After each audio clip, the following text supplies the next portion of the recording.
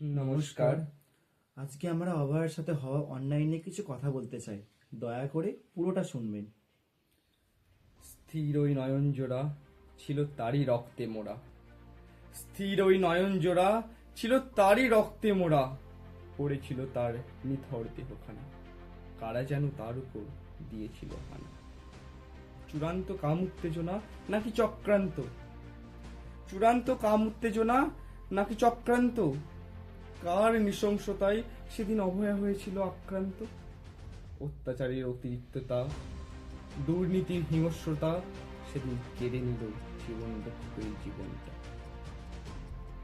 আবার এই ঘুম ধরা মেরুদণ্ডের সমাজই বলে নারী হলো মায়ের জাত।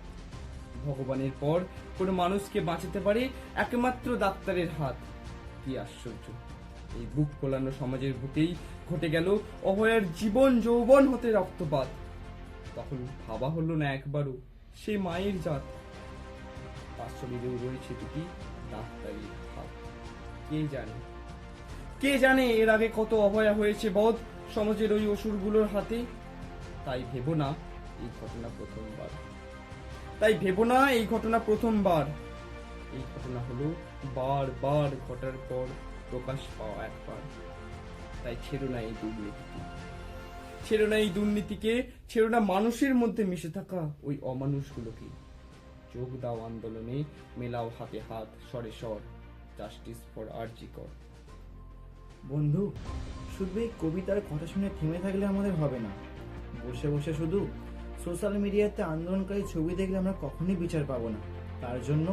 তার জন্য আমাদের আন্দোলনে থাকতে হবে, আন্দোলন করতে হবে। না জানি আমাদের চোখের আড়ালে প্রত্যেকটা দিন কত নারী নির্যাতিত হয়, কিন্তু টাকার জোরে কিংবা ক্ষমতার জোরে সেই সবই মুখ বন্ধ করে দেওয়া হয়।